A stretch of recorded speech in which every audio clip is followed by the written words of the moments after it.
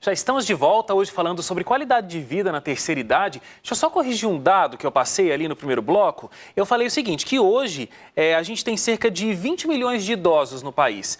Em 2025 e não 2005, como eu falei, esses números devem passar para 32 milhões de pessoas. É um número crescente realmente. Então, hoje 20 milhões, até 2025, 32 milhões de idosos no Brasil. Tá bom? Doutora, estou recebendo aqui a doutora Gisele Suzuki, geriatra do Hospital das Clínicas em São Paulo.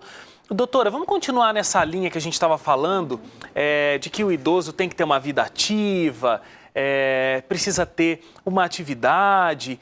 Como é que ele pode ter, vamos falar da mente, vamos falar do cérebro, como é que ele pode ter um cérebro ativo?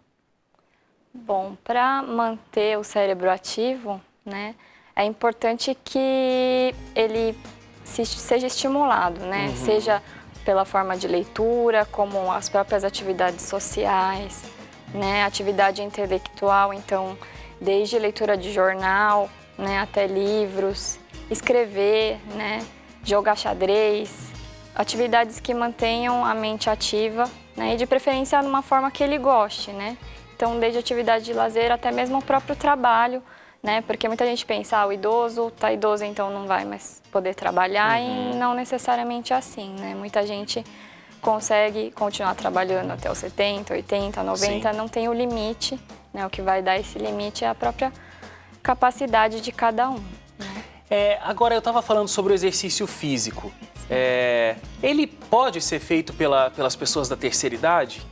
Sim, com Agora, certeza. cada um vai ter o seu limite aí que o médico vai dizer. Isso, exatamente. É importante que ele, antes de iniciar a atividade física, né, que ele tenha uma avaliação médica adequada, né?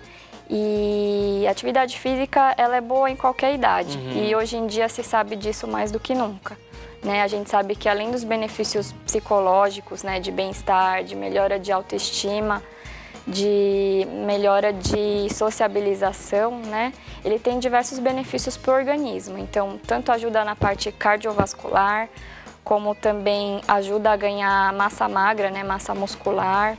Ele ajuda no controle do diabetes, da pressão arterial, do colesterol, né? E também tem ação nos ossos, né? No sentido de combater a osteoporose. Então, tem benefícios no corpo todo. É muito importante. Eu acho que o idoso, ele precisa se preparar para essa fase da vida, não quando ele chega aos 60 anos de idade, né? Acho que tem que ser uma preparação de toda uma vida para essa fase. Não sei se a senhora concorda comigo, porque realmente a vida produtiva, ela vai deixar de ter aquele pique que sempre teve, né? Acordar cedo, ir para o trabalho e tal. E aí a pessoa começa a perceber que o corpo já não é mais o mesmo, ela não consegue fisicamente fazer mais as mesmas coisas. Aí ela começa a perceber que ela também não tem mais a mesma quantidade de compromissos. Entre aspas, ela pode pensar, eu já não sou uma pessoa tão importante como antes. É importante a gente separar qual é o nosso hobby, quais são coisas que a gente gostaria de fazer apesar do trabalho ou a despeito do trabalho, para que a gente possa encontrar prazer nessa época da vida. Tô certo? Sim, com certeza, é o que você falou.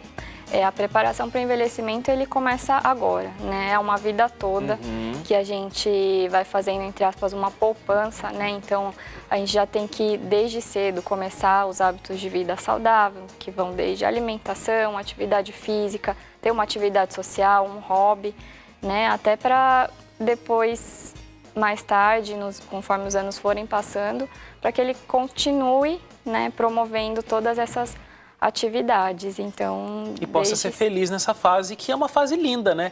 Muita experiência, muitas conquistas se passaram aí na vida e agora é hora de simplesmente colher os frutos, né? Sim, com certeza. Poder aproveitar, exatamente. Muitos idosos que estão já numa idade já bastante avançada, em mais de 60, 70, 80 anos, não podem levar uma vida sozinhos ou... com o casal, né? Por exemplo, marido e mulher somente juntos, precisa ter um acompanhamento diferente. Precisa de um filho, precisa de algum familiar que os acompanhe nas atividades. É melhor que o filho esteja com o idoso cuidando ou é melhor um profissional? Bom, Wagner, depende de cada caso, né? Eu acho que, primeiramente, a gente tem que estimular, né? E procurar manter esse idoso o maior tempo possível, independente e autônomo. Sei. É claro que uma vez que a gente constata alguma condição de saúde, seja de saúde física ou mental, né, que dificulte ou que traga riscos para que esse paciente fique sozinho, sim, é hora da gente ter um cuidador, né, um cuidador junto. Seja ele um cuidador formal, que são os cuidadores contratados para isso, seja os cuidadores informais, que são os familiares. Só vale ressaltar, né, doutora, que isso nem é uma questão de bom senso, isso é uma questão de legislação. Existe o Estatuto do Idoso, e o idoso necessita de cuidados, não pode ficar sozinho. Então, isso é inclusive uma legislação, existe uma lei para isso. Sim, né? Com certeza. O Estatuto do Idoso ele veio para isso, né, para criar essa proteção, né, nessa idade, principalmente quando a gente tem esses problemas de saúde que acabam limitando, né, e aí é a hora de ter um cuidador junto para estar orientando, para estar supervisionando esse idoso, né, para a própria segurança dele. Bom, eu fiz essa pergunta sobre é melhor um profissional, é melhor um familiar, porque as pessoas vão chegando a uma certa idade e alguns traços assim vão ficando um pouquinho mais fortes, né? Existe uma teimosia que vai se estabelecendo, a pessoa tem que tomar suas decisões, mas fica um pouquinho mais irritadiço, um pouquinho mais com as opiniões fortes, quer fazer só a sua vontade. E talvez com a presença de pessoas conhecidas, isso se agrave, ou não? Sim, em alguns casos a gente observa que sim, né, na nossa prática diária. E aí o cuidador formal, que é esse cuidador contratado, ele vem no sentido também de aliviar um pouco a sobrecarga do cuidador familiar. Que também tem uma vida, né? Também tem os seus compromissos. Isso, exatamente. Muitos trabalham até para sustentar, né, essa família e às vezes acabam ficando sobrecarregados. Então, um cuidador formal, contratado, ele acaba ajudando nesse sentido, né, de cobrir os horários que às vezes o familiar não pode estar presente e até intermediar, às vezes, algumas brigas que podem acontecer. Então, ele pode estar junto, pode estar supervisionando, pode estar dando essa segurança, né, e esse apoio tanto para a família como para o paciente. Muito bom. E é muito bonito quando a gente vê uma família, né, doutora, que abraça o seu idoso, que desfruta do tempo com o idoso, aproveita desses anos de experiência. Todo mundo vai chegar a essa fase da vida, não é verdade? Ou pelo menos a gente espera chegar nessa fase da vida. E a gente precisa, claro, do carinho dos nossos familiares. Eu tenho certeza que na sua experiência ali hospitalar, quando o idoso tem uma presença forte familiar, tem o carinho, tem o cuidado, ele é muito mais feliz do que simplesmente ter ali um enfermeiro ou ter esse termo que a senhora está usando, o cuidador, que é uma pessoa estranha, né? Um profissional que está indo para lá. Ele tem a sua função, mas não substitui de forma nenhuma o prazer de estar com a família. Sim, com certeza. O familiar é fundamental, né? Até nas próprias consultas médicas, né? Só o familiar que vai conseguir dar dados de história desse paciente, história de vida mesmo, né, que um cuidador contratado possivelmente não vai saber os detalhes.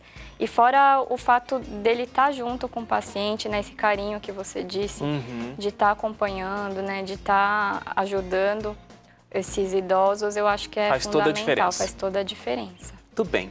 A gente vai para o intervalo agora, novamente. A gente vai conhecer, daqui a pouquinho, na volta do intervalo, a história da Dona Adelaide. Eu conheci a Dona Adelaide pessoalmente e você vai conhecer também junto comigo daqui a pouquinho. A Dona Adelaide tem 82 anos e ela é incrível, autora de livro. Não sai daí, a gente volta já conversando mais sobre qualidade de vida do idoso e também com a história da Dona Adelaide. Até já!